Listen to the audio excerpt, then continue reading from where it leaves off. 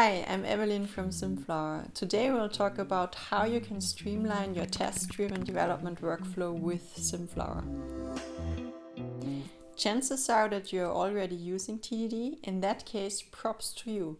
But regardless of whether you are new to the topic or already a seasoned pro, we would like to share a way how you can level up your TDD workflow using the Symflower plugin. We'll take a look at a complete example from the beginning to the end using VS Code and JUnit as your testing framework. Let's say we want to implement a class that stores triangles. It should be able to store the length of each side and tell what kind of triangle it is.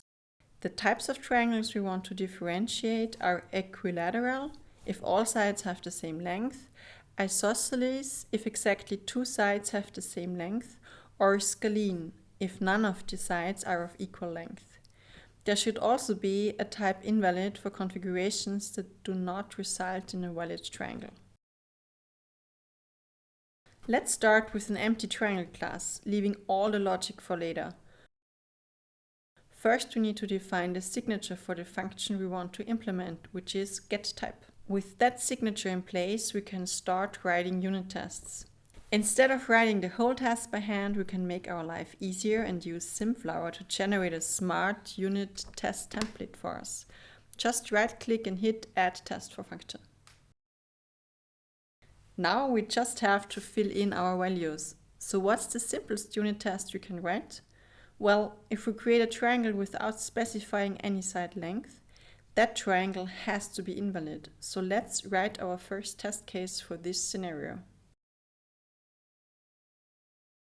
Let's run the test. As you can see, our project can't be compiled right now. That's because getType does not return any triangle type yet. So let's return triangle type invalid and try again.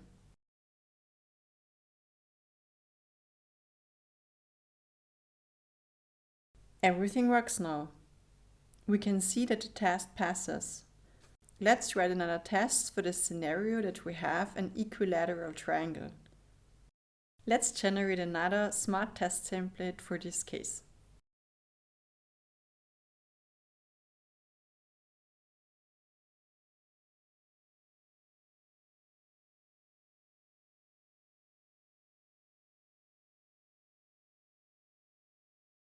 If we would run the test again now, we would get another error because the triangle class does not yet have a constructor that takes any arguments.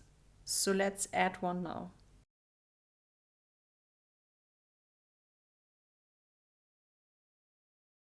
If we run the tests now, we get yet another error because now we have to adapt the first test.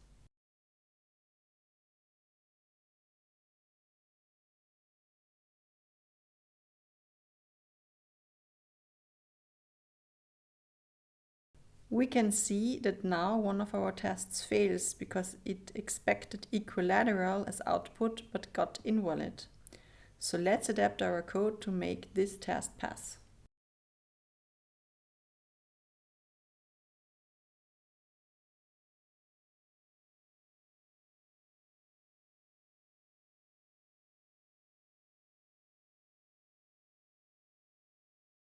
Let's run the test suite again. There is something wrong now. The second test passes, but the first one returns equilateral instead of invalid. So we have to add a special check for the case that one or more sides are of length 0.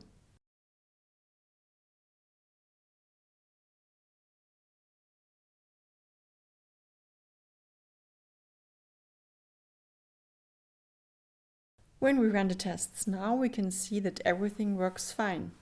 We can continue. Let's generate another smart test template and adapt the test for an isosceles triangle.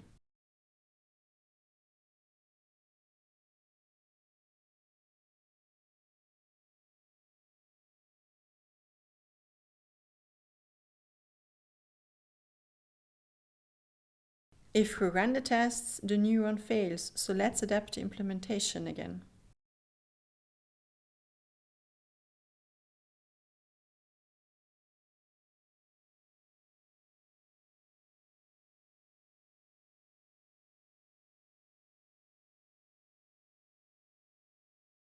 If we run the test suite now, everything passes. We can add the next test. Let's generate a template and adapt it for a scalene triangle.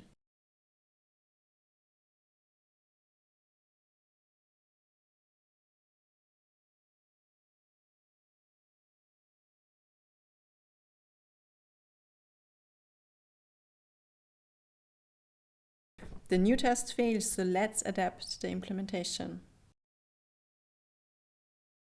Now we covered all of our triangle types. When we run the test suite now, all of our tests pass. As we saw in the beginning, it's hard to think of all the edge cases that could come up. To help us with that, we can use Symflower's symbolic execution. Let's run generate unit test for function. This generates a new file containing various test cases with calculated values reflecting the current implementation. We can review them and choose which ones we would like to add to our test suite. By looking through the auto-generated test cases, we might notice unexpected behavior which we have to investigate further. For example, here in this test case, something odd is happening. Side A is bigger than side B and side C combined. This should of course result in an invalid triangle, meaning our current implementation is wrong. So let's add this test case and adapt it to fit our specification.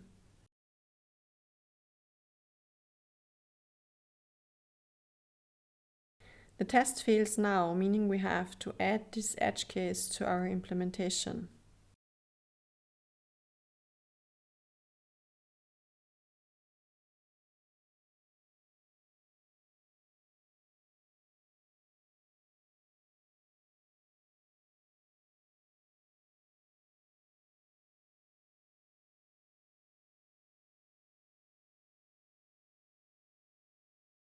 Now our test suite runs through again.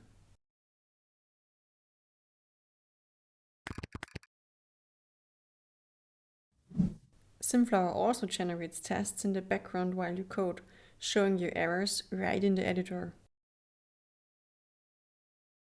An example for this is the red wiggly line here. This shows that there is a test case that results in an arithmetic error. If we add two big numbers, this could potentially lead to an overflow.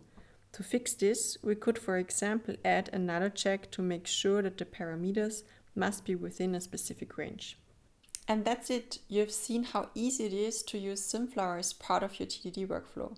We've used smart test templates to quickly build up our test suite and auto-generated tests to discover edge cases that we've overlooked. We hope this video was helpful to you. If you want to learn more about Symflower, check out our website.